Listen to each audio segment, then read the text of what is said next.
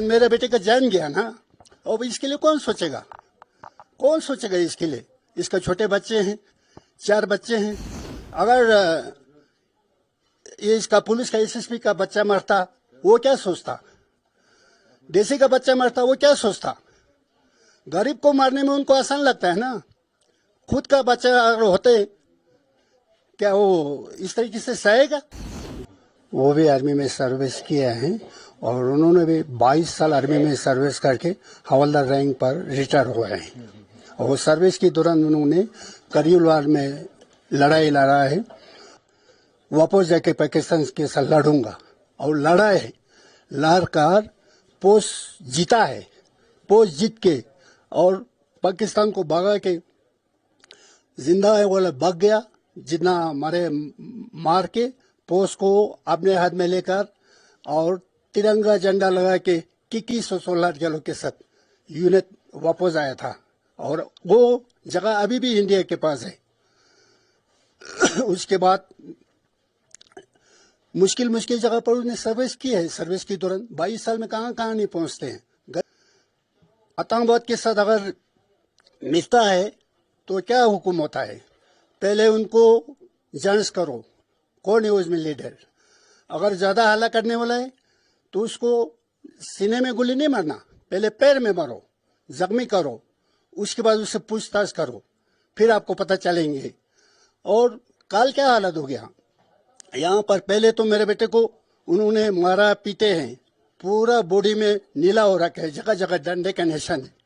और उसके बाद उन्होंने घिसार के, रगड़ के और लेटा कर गोली मारा है। वो कैसे? पीठ से गोली लग के कंधे से निकला हुआ है। इसका मतलब उन्होंने लेटा के ही शूट किया है। हमें सुनने में आ रहा है कि ये लद्दाख पुलिस ने किया। जिसने भी किया हो गलत किया है। ये प्रोसीजर नहीं होता है। दुश्मन के साथ भी ऐसा नहीं किया जाता है। गलवान में चाइनीज के साथ लड़ाई हुआ था, वहां पर गोली चलाने का हुक्म नहीं था। जब चाइनीज गोली नहीं चला सकते हैं तो आपने ये स्टेट का पुलिस क्यों चलाया? संदेश झूठ से हटके। नमस्कार, संदेश हिंदी न्यूज चैनल में मैं हरिशंकर जोशी आपका हार्दिक स्वागत करता हूं, हार्दिक अभिनंदन करता हूं। राहुल गांधी ने बेहद आक्रामक अंदाज में हमला बोल दिया है। उन्होंने सीधे कहा है कि केंद्र सरकार को हिंसा और डर की राजनीति बंद करके संवाद करना चाहिए। ये लद्दाख के मामले में उन्होंने सोनम वांगचुक की गिरफ्तारी पर और जो पुलिस की सीआरपीएफ की गोलीबारी में लोग मारे गए हैं उस पर उन्होंने चेतावनी दी है, निंदा की है। दो टूक शब्दों में राहुल ने कह दिया कि प्रधानमंत्री नरेंद्र मोदी ने इस केंद्र शासित प्रदेश लद्दाख के लोगों के साथ धोखा किया है। सीधे कहा कि मोदी ने धोखा किया है, लद्दाख के साथ धोखा किया गया है, राहुल गांधी ने कह दिया। राहुल गांधी ने लद्दाख हिंसा में मारे गए पूर्व सैनिक त्शेंग थारचिन, थोड़ा सा प्रोनाउंसिएशन करना मुश्किल होता है लद्दाख के लोगों के नाम का, लेकिन आप थारचिन उनका सरनेम है, वो आराम से मैं प्रोनाउंस कर पा रहा हूं, उच्चारित कर पा रहा हूं। उसकी मौत पर सवाल उठाते हुए कहा कि पिता की दर्द भरी आंखें बस एक ही सवाल कर रही हैं कि क्या आज देश सेवा का यही सिला है? मोदी जी, आपने लद्दाख के लोगों को धोखा दिया है। आपको बता दें कि थारचिन कारगिल युद्ध के एक वीर सैनिक थे जिनकी लद्दाख हिंसा में मौत हुई। 2 बार वो युद्ध में रहे। सब जानते हैं कि वांगचुक जाने माने सामाजिक कार्यकर्ता हैं। उन्हें उस समय गिरफ्तार किया गया जब लद्दाख को पूर्ण राज्य का दर्जा और संवैधानिक संरक्षण देने की मांग को लेकर हिंसक प्रदर्शन हुए थे। सोनम वांगचुक पर देशद्रोह लगाया गया, एनएसए लगाई गई और लेह से दूर ले जाकर जोधपुर की जेल में ठूंस दिया गया। सोनम वांगचुक की पत्नी गीतांजलि ने पूछा है, जब इसी सरकार ने सोनम वांगचुक को सम्मानित किया था, उन्हें ऊर्जा मंत्री रहे आरके सिंह ने अवार्ड दिया था, उनके हाथों से अवार्ड मिला था, तब क्या ये सरकार अंधी हो गई थी? इन्हीं शब्दों में पूछा, तब क्या ये सरकार अंधी हो गई थी जो आज उन्हें पाकिस्तानी एजेंट कहा जा रहा है? उनके ISI से संबंध गढ़े जा रहे हैं। राहुल गांधी के सोनम वांगचुक के पक्ष में आने के बाद देश भर के लोग अब लद्दाख के पक्ष में आकर वांगचुक और लद्दाख के समर्थन में खुलकर बोल रहे हैं। डॉक्टर सलीम खान, देखिए, लद्दाख का मामला जो है वो सोनम वांगचुक से अब आगे बढ़ गया। सोनम वांगचुक का मामला 2 दिन पहले का था। उस वक्त राहुल गांधी ने और दूसरे लोगों ने अपना प्रतिक्रिया व्यक्त की थी। लेकिन आज जो कुछ हुआ है, 2 लाइन की एक ट्वीट है, मैं उसको पढ़ के सुनाना चाहता हूँ जो राहुल गांधी ने किया। उन्होंने कहा कि पीएम मोदी ने लद्दाख के लोगों के साथ धोखा किया। ये पहला बात,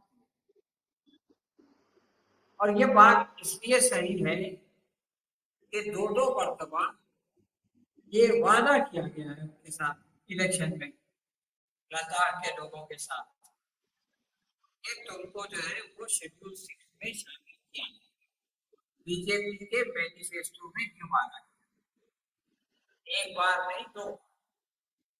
अब जब दोनों बार आपने उसको पूरा नहीं किया और अब आप उस पर बात ही नहीं करना चाहते, तो ये जो एटीट्यूड है इसका क्या मतलब? सिवाय धोखेबाजी, मैं समझता हूँ कोई बहुत बड़ा से बड़ा लिंग्विस्टिक एक्सपर्ट हो तो वो भी जो है वो धोखेबाजी के अलावा कोई और शब्द का प्रयोग नहीं कर सकते। आप लिखित बोल रहे हैं और अब आप उस पर बात नहीं करना चाहते। दूसरी बात जो उन्होंने कही है वो ये है कि लेह में पुलिस गोलीबारी में 4 प्रदर्शनकारियों की मौत की निष्पक्ष न्यायिक जांच कराई। देखिए, इंसान, एक मुहावरा मैंने सुना था, अगर इंसान का बुरा वक्त आए ना तो वो ऊंट पे चल रहा है तो उसको कुत्ता काट लेता है। अब अगर आप जानते हैं, लद्दाख के 2 जिले, एक लेह है और एक कारगिल है। लेह में बौद्ध मजहब के मानने वाले जो है वो बहुमत में है और कारगिल में मुस्लिम बहुमत है। और ये जो सरकार के खिलाफ प्रदर्शन चल रहा है उसमें लेह की जो LAV है और कारगिल डेमोक्रेटिक फ्रंट, ये दोनों मिलकर काम कर रहे हैं। तो अगर ये चारों लोग जिनकी मौत हुई, अगर वो मुसलमान निकल आते, क्योंकि पुलिस तो मारने से पहले किसी का आधार कार्ड नहीं देखती है ना कि भाई ये यहाँ का नागरिक है या नहीं है, ये सब नहीं होता। तो बीजेपी के लिए बहुत आसान था कि भाई पाकिस्तान ने इनको जो है वहां से भेजा था और ये हमारी पार्टी की ऑफिस पे चढ़ गए थे, ये हमारी ऑफिस को आग लगा रहे थे, ये हमारा झंडा फेंक रहे थे, तो इसलिए पुलिस पे इन्होंने हमला कर दिया और 30 पुलिस वालों को जख्मी कर दिया। ये हमेशा की स्टोरी है, जब भी पुलिस को जुल्म करना होता है तो यही नैरेटिव बिल्डअप किया जाता है कि पुलिस पे हमला हो गया था, वो जख्मी हो गए, उनकी जान को खतरा था, उन्होंने अपनी जान को बचाने के लिए फायरिंग की और उन्होंने उपद्रवियों को मार दिया। ये कहानी बड़ी बनाई रेडीमेड। तो अगर मुसलमान होते तो फिर तो इनके लिए बड़ा आसान था, पाकिस्तान से उसको जोड़ देते। लेकिन वो इत्तेफाक से, बदकिस्मती से सारे के सारे जो है वो लेह के निकल आए। लेकिन जो मुहावरे वाली बात है ना, ऊंट के ऊपर बैठा आदमी को कुत्ता काट ले, वो ये है कि उनमें से एक भूतपूर्व फौजी निकल आए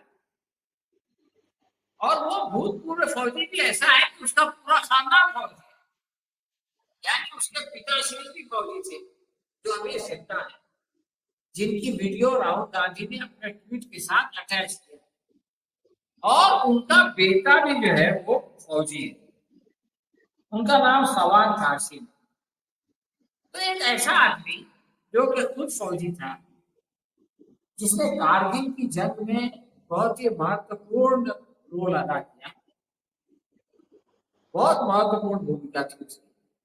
उसका पूरा खानदान मतलब फौजी खानदान है, उसके पिताश्री, औलाद सब कुछ फौज में है। आपने उनको मार दिया बाकी 3 लोगों के साथ और आप ये कहते हैं कि वो फसादी थे। तो भैया फौज के लोग क्या साथी होते हैं? एक फौजी का बाप और एक फौजी का फौजी बेटा फसादी है। इसलिए राहुल गांधी ये कह रहे हैं कि भाई इसकी निष्पक्ष न्यायिक जांच हो, ताकि पता चले कि इसके लिए कौन लोग जिम्मेदार हैं और उनको सख्त से सख्त सजा। देखिए एक ऐसी बात है कि कोई भी आदमी भारत का या भारत के बाहर का वो इस स्टेटमेंट से डिसएग्री नहीं कर सकता, असहमत नहीं हो सकता कि साहब जो है वो आपने धोखा दिया है, इससे भी असहमति नहीं कर पाता। और ये भी नहीं बोल सकता कि भाई इसकी न्यायिक जांच क्यों नहीं होनी चाहिए, जबकि तो फौज में सेना में आपको एक डिसिप्लिन सिखाया जाता है। तो आपने जो है वो इस तरह से गोली चलाई और उसको मार दिया। तो दूसरी बात जो राहुल ने इससे पहले कही थी, देखिए जो इंटेलिजेंट पॉलिटिशियन होता है ना, वो अपने दुश्मन की कमजोरी को जानता है। बीजेपी की कमजोरी क्या है लद्दाख के मामले में? बीजेपी की कमजोरी ये है कि पहले तो वो शेड्यूल 6 से मुकर गई, अब उस पर बात करना नहीं चाहते। लद्दाख के सारे लोग शेड्यूल में शामिल करना चाहते हैं अपने आप और वादा याद दिलाते हैं। अब राहुल गांधी ये कहते हैं कि उनको X 6 शेड्यूल में शामिल करो। और अब बीजेपी के लिए धर्म संकट ये है कि राहुल के कहने से पहले अगर शामिल कर देती तो ये होता कि भाई हमने जो है अपना वादा पूरा किया। अब अगर वो मजबूरन शामिल करेगी तो ये कहा जाएगा कि साहब राहुल के दबाव की वजह से इन्होंने उनको 6 शेड्यूल में शामिल किया। जैसे जीएसटी के बारे में आया कि जीएसटी कम किया तो लोगों ने कहा कि देखो राहुल ये बात कह रहे थे, तो जीएसटी तो आपने काम हो गया, क्रेडिट राहुल को चला गया। इससे पहले जातिगत जनगणना के सिलसिले में भी चूंकि इन्होंने पहले मुखालिफत लगी कि भाई वो तो जो है वो देश के खिलाफ है, धर्म के खिलाफ है, और बाद में जातिगत जनगणना की बात की तो लोगों ने कहा देखो राहुल सही कहता था, इनको जो है वो जब तक कि 2-4 थप्पड़ नहीं पड़ता है तब तक ये बात समझ में नहीं आती है। सेम सिचुएशन लद्दाख,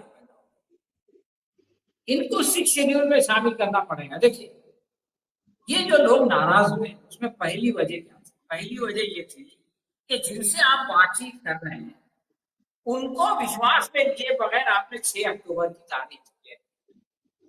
लोग भूखे बैठे हुए हैं। आपको कोशिश करना चाहिए कि जल्दी से जल्दी बातचीत करके जो उनकी सत्याग्रह है उसको खत्म कराया जाए। सत्याग्रह के 15वें दिन आप 10 दिन बाद की तारीख दे देते हैं, तो ये तो आपकी जो है वो इसके ताल्लुक से सेंसिटिविटी है। दूसरी बात यह है कि आप उनसे मशवरा नहीं करते। तो उनका पहला जो गुस्सा था एलएबी का वो ये था कि आपने एकतरफा तौर से कैसे तारीख तय कर दी, आप अपने आप समझते क्या है? आप हमसे बातचीत कर रहे हैं तो आपस में बैठ के तारीख तय करें। आजकल तो तारीख तय करने के लिए साथ में बैठना भी जरूरी नहीं है, ऑनलाइन बातचीत हो जाती है। ऑनलाइन आप एक डेट प्रपोज करते हैं, हो सकता है वो लोग वही डेट एक्सेप्ट कर लेते या एक आध दिन आगे पीछे की डेट ले लेते। लेकिन आप तो अपने आप को शहंशाह समझते हो, नाम है क्या, लेकिन समझते हैं शहंशाह।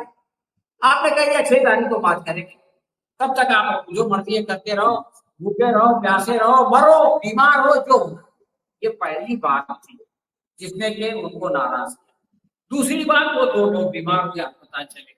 सरकार ने कभी नहीं कहा कि भाई ये लोग की हालत खराब हो रही है, हम चाहते हैं कि आप वही खत्म करें और हम बातचीत करके इस मसले को जाएं। साफ तौर से कहा कि आपकी पहली जो 2 डिमांड है शेड्यूल 6 की और राज्य के दर्जे की, उस पर कोई बातचीत नहीं, सिर्फ 2 चीज पे बातचीत होगी। एक तो वो 2 एमपी की, 2 सांसद की, और एक उस पर बातचीत होगी कि तुम्हारे लिए हम एक कमीशन बनाएंगे। कमीशन बनाने का मतलब नौकरी मिलना नहीं है। वहां पे 26% बेरोजगारी है, 26% ग्रेजुएट, नॉट आम, ले 26% ग्रेजुएट बेरोजगार है। ये कोई मामूली फिगर नहीं है। ये कह रहे हैं हम नौकरी नहीं देंगे, हम एक कमीशन बनाएंगे, वहां जाके आप अपना नाम वाम लिखा लेना, आपकी तकदीर अच्छी होगी तो आपको नौकरी मिलेगी। अब इसके बाद आपने क्या किया कि आपने 4 लोगों को मार दिया, 4 लोगों में फौजी, और उसके बाद ये किया कि आपने वांगचुक को गिरफ्तार करके ये हमारे यादव साहब के सूबे राजस्थान ले गए, और उसके बारे में हर रोज एक नई स्टोरी। पाकिस्तान गए थे, अरे भाई क्लाइमेट कॉन्फ्रेंस में अगर कोई आदमी गया है तो वो क्या कोई कसूर है? जयशंकर भी तो गए थे पाकिस्तान। तो हर रोज एक न एक नई बदनामी, चीन से ताल्लुक है, पाकिस्तान से ताल्लुक है, कैरेक्टर एसेसिनेशन करना। तो ये लोगों ने जो है वो लेह वालों को, वहां के जो नागरिक हैं उनको दीवार से लगा दिया। अब इनको उनके सामने झुकना पड़ेगा, और ये जब झुकेंगे तो उसका क्रेडिट जो है इनको नहीं मिलेगा, उसका क्रेडिट चला जाएगा राहुल गांधी। तो इस तरह से ये है कि ये लोग विनाश काले विपरीत बुद्धि, आपने वो मुहावरा सुना ही होगा कि चौबे जी चले थे छब्बे बनने, तो जो है वो दुबे बन के आ गए। ये जा रहे थे कश्मीर में शांति स्थापित करने, और जहां पे शांति मौजूद थी लद्दाख में, वहां पर जो है वो अशांति फैला के आ गए। तो ये इनकी क्रेडिबिलिटी है। 370 का ये इनाम है कि आप जहां पे शांति स्थापित करना चाहते थे वहां तो पहलगाम हो गया, यानी शांति स्थापित नहीं हुई, और जहां पे शांति थी वहां पे आपने गोली चला के 4 लोगों को मार दिया, और अब आपको न्यायिक जांच करानी पड़ेगी, और जिन लोगों ने मारा है उनको सजा देनी पड़ेगी। तो मैं ये समझता हूँ कि लद्दाख में बीजेपी की क्षमता को, बल्कि अक्षमता को पूरी तरह से एक्सपोज कर दिया है, बता दिया है कि ये कितने नाअहल है। और हमारे एक दोस्त ने अभी कहा था कि अगर आप 3.5 लाख लोगों को मैनेज नहीं कर सकते तो 140 करोड़ लोगों को क्या मैनेज करेंगे? आपसे नहीं होता है तो जाइए और आराम कीजिए, किसी गुफा में बैठ के झोला उठा के जाइए। ये देश चलाना आपका काम नहीं है। पहले भी शायद एक्सीडेंट है, कुर्सी है, ये तुम्हारा जनाजा तो नहीं है, कुछ कर नहीं सकते तो उतर क्यों नहीं सकते? तो ये शेर जो है इब्तिदा निषाद का हमारी सरकार के लिए एक बहुत अच्छा मशवरा है कि भाई अगर तुमसे नहीं चल पा रहा है, अगर अच्छे भले काम तुम्हारे हाथ से बिगड़ रहे हैं, तो जाओ आराम करो, पैसे कमाओ। अजय शाह कमा रहा है, अमित शाह की तो कोई प्रॉब्लम आई नहीं, मोदी जी को किसी चीज की जरूरत ही नहीं है, तो पब्लिक को परेशान करना छोड़ दें। जी, तो बात यह है कि आपने कहा और दुबे जी बैठे हुए हैं, वो आप पर मुकदमा ठोक सकते हैं। ये मुहावरा जो है आपने जो बोला है दुबे जी और चौबे जी और छप्पे जी वाला, तो दुबे जी बहुत सीरियस हैं, आप लखनऊ कोर्ट में आने के लिए तैयार रहिएगा। क्यों दुबे जी, ठोक सकते हैं ना आप इस पर? नहीं, मैं ये कह रहा था, मैं चौबे से छब्बे बनने के प्रयास के बाद दुबे नहीं बना, मैं ओरिजिनल दुबे हूँ। ओरिजिनल दुबे ये सही बात है।